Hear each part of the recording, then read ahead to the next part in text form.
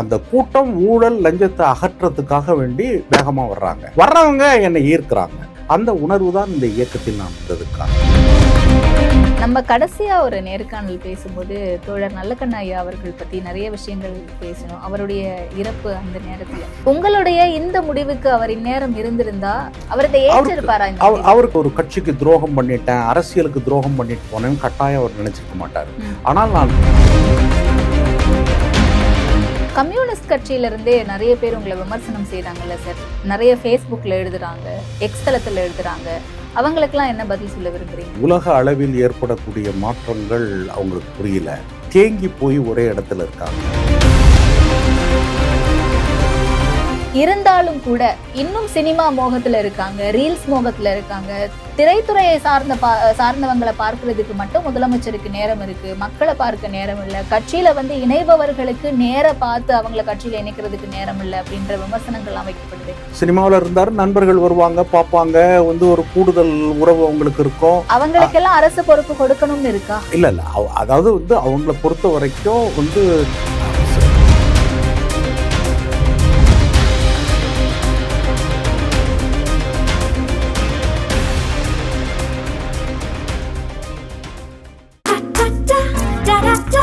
Taste the Milky Mist ice cream. Milky Mist ice creams. ஆச்சி மசாலா. எந்த சமையலும் ருசி தேடும் ரகசியம். 20 ரூபாய். இவ்வளவு விமர்சனங்கள் தொடர்ந்து தாவேக்கா மேல வச்சுட்டே இருக்காங்க. தாவேக்கால நிறைய கட்சியில இருந்து சேர்றாங்க அப்படின்ற தகவல்கள் பார்க்க முடியுது. குறிப்பா அதிமுகவில இருந்து எம்எல்ஏக்களா தேர்ந்தெடுக்கப்பட்டவர்கள் தங்களுடைய பதவிகளை ரிசைன் பண்ணிட்டு தாவேக்கால சேர்ந்தாங்க. அவங்க எல்லார் மீதும் குதிரை பேரம் நடத்திட்டாங்க அப்படின்ற ஒரு விமர்சனம் வைக்கப்பட்டுச்சு. ஆனா இத்தனை ஆண்டு கால ஒரு பொது உடைமை அனுபவம் கொண்டு நீங்க வரும்போது மட்டும் அந்த விமர்சனம் வேற மாதிரி வைக்கப்படுது. உங்க மேல என்ன வைக்கப்படுது? பதவிக்காக நீங்க அங்க போயிட்டீங்க அப்படின்லாம் சொல்றாங்களே, அதை எப்படி எதிர்கொள்றீங்க? என்ன பதவி அவங்கள்ட்ட நான் கேட்டேன்? பதவிக்காக போகல. ஏதோ ஒரு அரசியல் ஆதாயம் இருக்கு. என்ன ஆதாயம் இருக்கு? ஒன்றும் கிடையாது. அதாவது என்னன்னா, நான் ஏற்கனவே உங்கள்கிட்ட சொன்னது போல ஒரு பரந்த வெளியில ஒரு வித்தியாசமான ஒரு பரந்த வெளி இது. இந்த பரந்த வெளியில் வெகு மக்கள் அப்படியே வர்றாங்க. அவர்கள் ஊழலை ஒழிக்கணும், மதுவை அகற்றணும் அப்படிங்கிற விஷயங்கள் எல்லாம் கொள்கையாக முன்வைக்கப்பட்டிருக்கு. கொள்கையாக முன்வைக்கப்பட்டது மட்டுமல்ல, அறிவிப்பாக சொல்கிறாங்க. இப்போ நீங்கள் கேட்குற கேள்வியிலேயே 2 கேட்டிருக்கலாம். இந்த கவர்மெண்ட் என்ன நல்லது செஞ்சுருக்குன்னு கேட்டிருந்தீங்கன்னாக்கா நான் கடகடன்னு சொல்லியிருந்திருப்பேன். நீங்கள் கேள்வியை எதிர்கட்சி வச்சதை கூட நீங்கள் கேட்கல. நீங்களா வீடியோவில் வர்றது இதை பற்றி மட்டுமே கேட்டுக்கிட்டு இருக்கிறீங்க.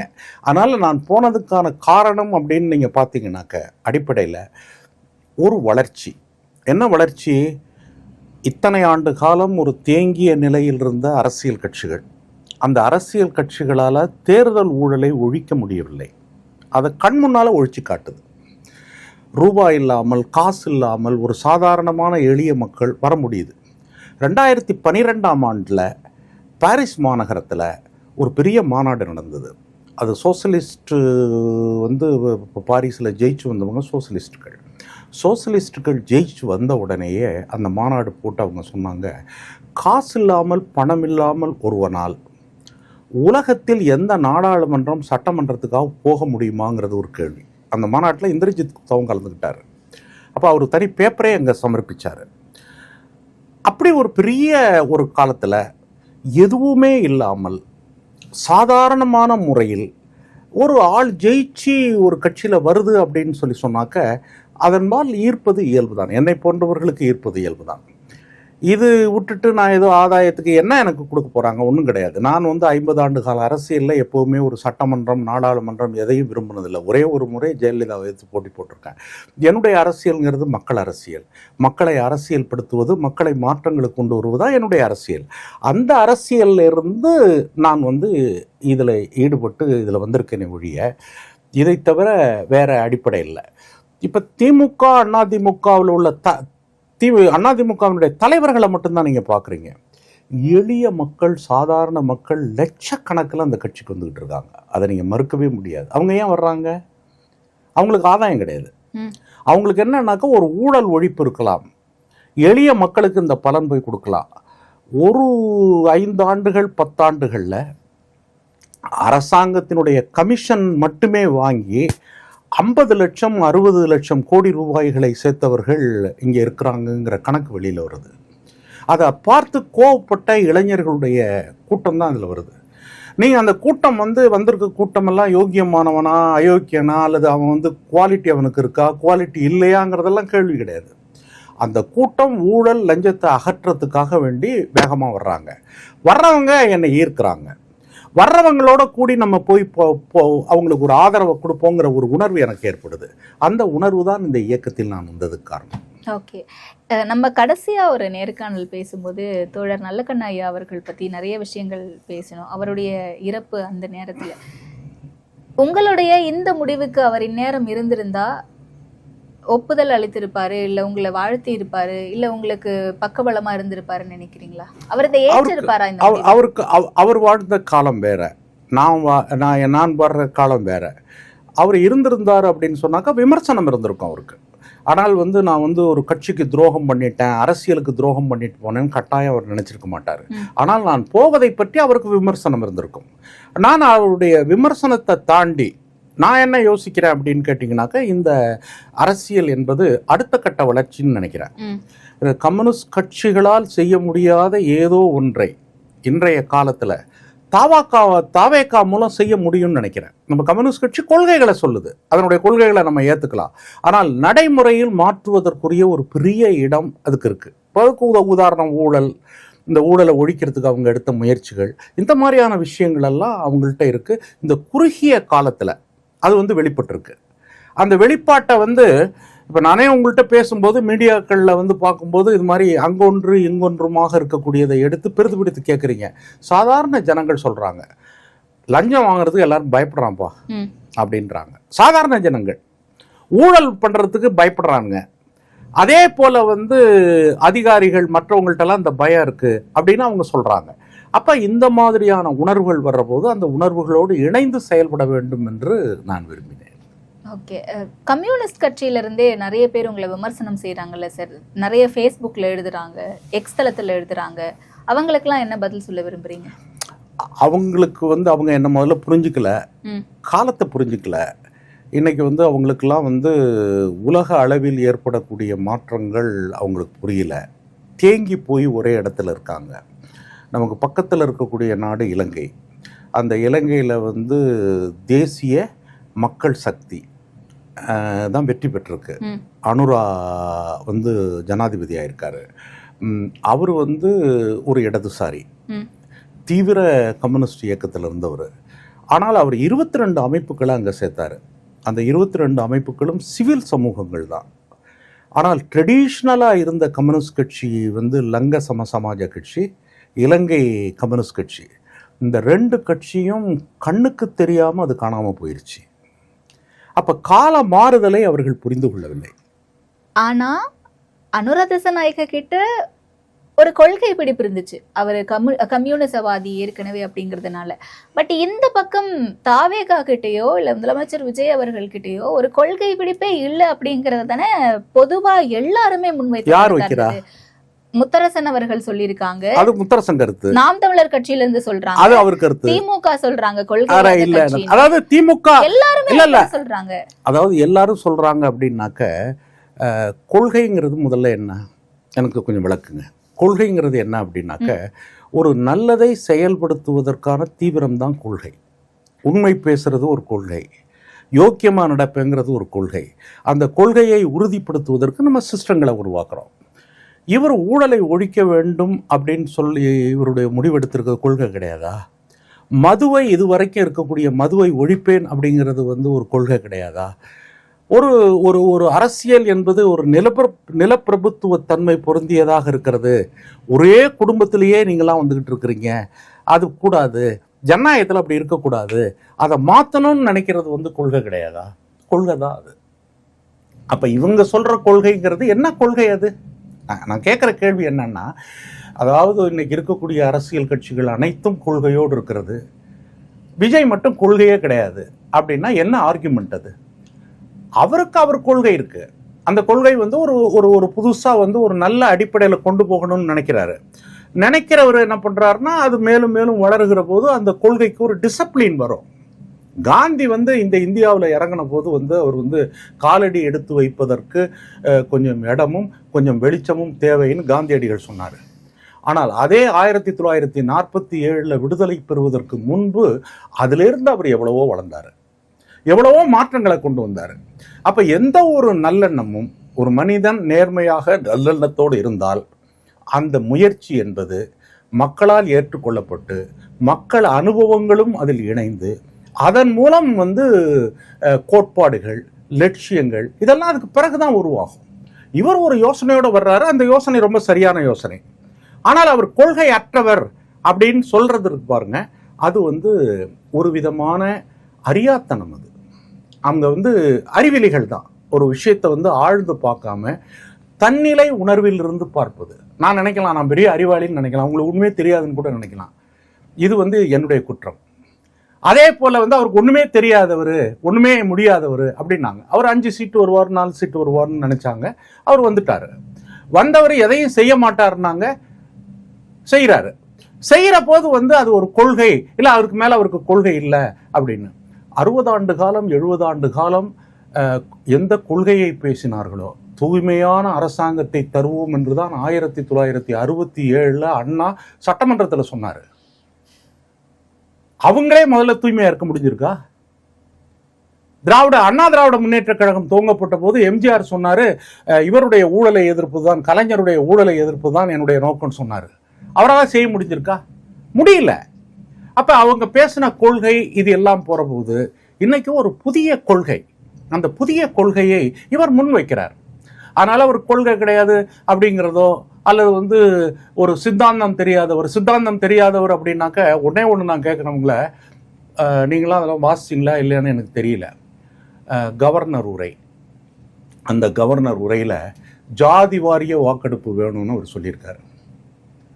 1930களில் பெரியார் முன் வச்ச கோஷம். ஆணைமுத்துன்னு ஒரு மிகப்பெரிய திராவிட இயக்கத்தினுடைய தலைவர், ஒப்புயர்வற்ற தலைவர், அவர் எனக்கு ரொம்ப நல்லா தெரியும். 1970களில் வந்து மண்டல் கமிஷன் வரும்போது எந்த ஜாதி யாருன்னு கணக்கே கிடையாது.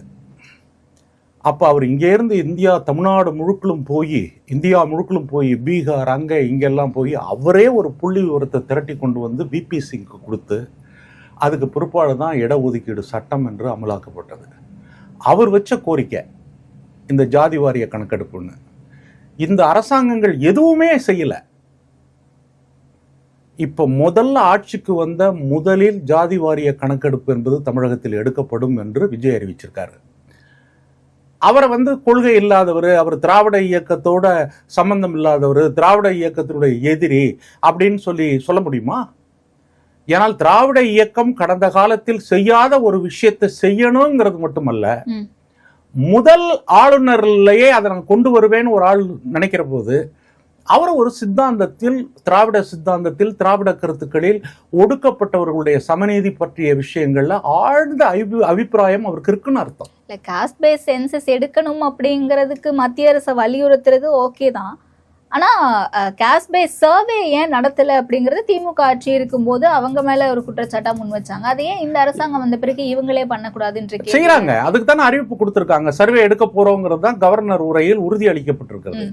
ஜாதி வாரிய கணக்கெடுப்பு எடுப்போம் அப்படிங்கறது வந்து ஆணைமுத்து சொன்னதை வந்து இப்ப அறிக்கை கொடுத்திருக்கிறாங்க இவ்வளவு குறுகிய காலத்துல. ஆனா இவ்வளவு விஷயங்கள் பண்ணிருக்காரு. சிங்கப்பெண் அதிரடி படையை கொண்டு வந்திருக்காரு. விவசாயிகளுடைய கடனை தேர்தல் அறிக்கையில அறிவிச்ச மாதிரி இல்லைனாலும் கூட நம்மளுடைய நிதிநிலைக்கு ஏற்றவாறு அதை தள்ளுபடி பண்ணியிருக்காரு அப்படின்ற விஷயங்கள் எல்லாம் பார்க்க முடியுது. Okay fine. இருந்தாலும் கூட இன்னும் சினிமா மோகத்துல இருக்காங்க, ரீல்ஸ் மோகத்துல இருக்காங்க. திரைத்துறையை சார்ந்தவங்களை பார்க்கறதுக்கு மட்டும் முதலமைச்சருக்கு நேரம் இருக்கு, மக்களை பார்க்க நேரம் இல்லை, கட்சியில வந்து இணைபவர்களுக்கு நேர பார்த்து அவங்கள கட்சியில இணைக்கிறதுக்கு நேரம் இல்லை அப்படின்ற விமர்சனங்கள்லாம் வைக்கப்படுது. இது இருக்குது. இது வந்து கிட்டத்தட்ட ஒரு மாதம், 1.5 மாதம், 2 மாதம் கூட ஆகாத ஒரு விஷயம். ஆரம்ப நிலைகளில் வந்து ஏற்படக்கூடிய விஷயங்களை பார்க்க வேணாம். ஆரம்ப தொடக்கம் கொள்கை அப்படிங்கிற அடிப்படையில் மக்களுக்கு பிடித்தமான கொள்கைகள்லாம் அமலாகுது. அதை தாண்டி விமர்சனங்கள் கொஞ்சம் எல்லார் லைஃப்லையும் வரும், விமர்சனங்கள் வரும். அதெல்லாம் அவங்க அனுபவத்தின் மூலமாக, அவர்களுக்கு கிடைக்கக்கூடிய அனுபவத்தின் மூலமாக அது மாறுறதுக்கான வாய்ப்பு இருக்கு. எந்த ஒரு விஷயத்தையும் ப்ராக்டிக்கலாக பார்க்கணும். இப்போ வந்து நம்ம இங்கேருந்து ஒரு இடத்துக்கு போகிற போது ஒன்று, அப்புறம் கொஞ்சம் தூரம் நடந்து போகிற போது புது அனுபவங்கள் வர்ற போது அதை நான் கற்றுக்கிறேன். அப்படிப்பட்ட ஒரு அரசாங்கமாகத்தான் இதை பார்க்க வேண்டுமே ஒழிய முற்றும் முழுவதும் 100% எங்களுடைய வாழ்க்கையில் நாங்கள் ஒன்றுமே தவறே செய்ய மாட்டோம் போக மாட்டோம். நான் ரொம்ப ரொம்ப எனக்கு ஒரு மகிழ்ச்சியான விஷயம், சட்டமன்றத்தில் முதல்வர் பேசுகிறாரு. பேசும்போது கருணாநிதின்னு நடுறாரு. உடனடியாக சாரி ஐம் சாரி கலைஞர் கருணாநிதி அவர்கள் அப்படின்னு சொல்கிறாரு. அது ஏதோ திட்டமிட்டு பொய்யா இல்லை, பை நேச்சர். அப்போ ஒரு மனிதர் வந்து அவருக்கே ஒரு ஸ்லிப் வர்றபோது ஈ கரெக்ட் ஹிம்செல்ஃப் இமீடியட்லி கான்சியஸ்லி. அப்போ பார்க்குற போது எந்த ஒரு விஷயத்தையும் வந்து புதிதாக போகிற போது ஏற்படக்கூடிய சிரமங்களோடு அது போய் அது வெற்றி பெறக்கூடிய நிலைமைகளை பார்க்கணுமே ஒழிய அந்தந்த மட்டங்களில் கேள்வி கேட்டு அல்லது வந்து அதை வந்து புது புது கற்பனைகள் கதைகளை உருவாக்கி அதை செய்கிற போது வந்து அது நெருக்கடியாகுது. இதுதான் புரிந்து கொள்ள வேண்டும். இந்த அரசாங்கத்தை பொறுத்தவரையில் இப்போ தான் ஆட்சிக்கு வந்திருக்கு. வந்தபோது ஒரு கம்பீரமான முறையில் ஊழலை ஒழிப்பேன், நான் காசு வாங்க மாட்டேன், மற்றவங்களையும் வாங்குவதற்கு அனுமதிக்க மாட்டேன், ஒரு கிளீன் கவர்மெண்ட். அது மட்டும் இல்ல, ஊழல் ஒழிப்புக்கான ஒரு முன்னெடுப்பை எடுத்திருக்காங்க. இது எல்லாமே ஓகே தான் சார், நல்ல விஷயம் தான், வரவேற்கக்கூடிய ஒரு விஷயம் தான். எல்லாத்தையும் நம்ம கிரிட்டிசைஸ் மட்டுமே பண்ணிட்டு இருக்க கூடாது. பட் ஆனாலும் விமர்சனங்களை நம்ம பேசதானே அவங்க அதை கரெக்டா பேச வேண்டியிருக்கு. இப்ப உதாரணத்துக்கு ஜனநாயகன் திரைப்படத்தினுடைய தயாரிப்பாளரை வந்து நேற்றைக்கு ஒரு பொறுப்பு கொடுத்திருக்காங்க, அதுவும் அரசு பொறுப்பு, தமிழக அரசினுடைய டெல்லி பிரதிநிதி அப்படின்னு சொல்லிட்டு. இதெல்லாமே விமர்சனங்களுக்கு உள்ளாக்கப்படுது. வருது விமர்சனம். நான் வந்து நீங்க சொல்லக்கூடிய விமர்சனங்கள் அததான் சொன்னேன், சினிமா துறையை சார்ந்து மட்டுமே இருக்கே இந்த அரசியல் அப்படின்ற ஒரு கேள்வி நியாயமாவே எழத்தானே செய்யும். எனக்கு வந்து அப்படி நான் நினைக்கல. சினிமாவில் இருந்தாரு, நண்பர்கள் வருவாங்க பார்ப்பாங்க, வந்து ஒரு கூடுதல் உறவு அவங்களுக்கு இருக்கும். அவங்களுக்கெல்லாம் அரசு பொறுப்பு கொடுக்கணும்னு இருக்கா? இல்ல அதாவது வந்து அவங்கள பொறுத்த வரைக்கும் வந்து சினிமா துறையில இருந்தவங்க அவருடைய அனுபவத்துல ரொம்ப கெட்டிக்காரரா இருக்காரு அப்படின்னு நினைச்சு கூட போட்டிருக்கலாம். இப்ப வந்து அதற்கு திரைத்துறை சார்ந்து ஏதாவது பொறுப்பு கொடுத்திருக்கலாம் தமிழக அரசுல. கலைத்துறை இவருக்கே கூட ஸ்பெஷல் டேலண்ட் ஏதாவது இருந்திருக்கும் அப்படின்னு, அதாவது மத்திய அரசோடு பேசக்கூடிய அந்த அரசு பிரதிநிதிகள் அந்த டேலண்ட் எனக்கு அவரையும் தெரியாது, உங்களுக்கும் தெரியாது. அதனால் அவர் வந்து ஏதாவது ஒரு டேலண்ட் உள்ள ஒரு நபராக இருக்கலாம்.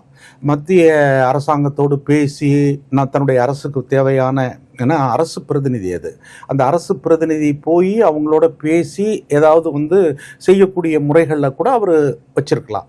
அதனால் வந்து இதெல்லாம் பை எக்ஸ்பீரியன்ஸில் தான் நம்ம புரிஞ்சுக்கணுமே ஒழிய வெறும் விமர்சனம் வைக்கிறதுக்கு உங்களுக்கு பத்திரிகைகளுக்கு எல்லா உரிமைகளும் உண்டு, நான் அதை மறுக்கலை. பட் வந்து உள்ள நிலைமைகள் யதார்த்தத்தில் இந்த மாதிரியான பிரச்சனைகளும் அதில் இருக்கலாங்கிறத நம்ம புரிஞ்சுக்கணும். ஓகே, ஸோ அடுத்த கட்ட நகர்வா உங்களுடைய பங்கு தாவேகாவில் என்னவா இருக்கும்? நான் வந்து எந்த எதிர்பார்ப்போடும் தாவேகாவுக்கு போகலை. என்னுடைய அரசியல், என்னுடைய கொள்கை, நான் அவங்கள்ட்ட பேசுகிற போதே சொன்னேன், சகப்பு துண்டோட தான் வருவேன், என்னுடைய கம்யூனிஸ்ட் வாழ்க்கையை இங்கே வாழ்வேன் அப்படின்னு சொன்னேன். அதே போல் தாவேகாவோடு இணைந்து ஊழல் எதிர்ப்பு, இந்த இந்த மது போதை அகற்றுதல், அப்புறம் வந்து மறுக்கப்பட்ட எளிய மக்களுக்கான பல விஷயங்கள். இப்போ உதாரணமாக வந்து 2-3 தினங்களுக்கு முன்பு வந்து போயர்கள்னு ஒரு சமூகத்தினுடைய ஒரு கூட்டத்தை போட்டோம். கல் உடைப்பவர்கள், அவங்களில் நிறைய பேர் கொத்தடிமையாக இருக்காங்க, அது யாருக்குமே தெரியாது. இப்போ நேற்று தான் அந்த கூட்டத்தை தஞ்சாவூரில் போட்டிருந்தானா. அவங்க கொத்தடிமை அப்படின்னாக்கா மொத்தமாக வந்து அவங்களுக்கு வந்து ஒரு 2000 ரூபா 3000 ரூபா கொடுத்துருவாங்க. அவங்க வேறு யார்ட்டையும் வேலைக்கு போகக்கூடாது, ரொம்ப டிமாண்ட் இருந்தால் கூட வேலைக்கு போகக்கூடாது, இவங்கள்ட்ட தான் வேலை செய்யணும். இப்படி ஒரு நிலைமை இருக்குது. இப்போ அவங்கள்ட்ட வந்து ஒரு சங்கம் அமைச்சு கல் உடைக்கிறதுக்கான ஏற்பாடுகள் அவங்க சங்கத்தில் ஏற்பாடு, இப்படி பல அனுபவங்கள் இருக்குது.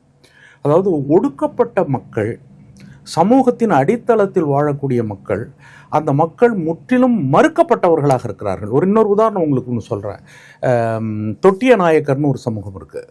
அவங்க வந்து கிட்டத்தட்ட ஒரு 67 கிராமங்களில் அதனுடைய பொதுச் செயலாளர் ராமகிருஷ்ணன் அப்படிங்கிறவங்களோட நான் ட்ராவல் பண்ணி போயிட்டு வந்தேன். அதாவது தாவேக்காலெல்லாம் சேர்றதுக்கு முந்தி சிபிஐயிலேருந்து கொஞ்சம் விலகி இருந்த இடைப்பட்ட காலங்களில் இந்த எக்ஸ்பிரிமெண்டெல்லாம் செஞ்சு பார்த்தேன்.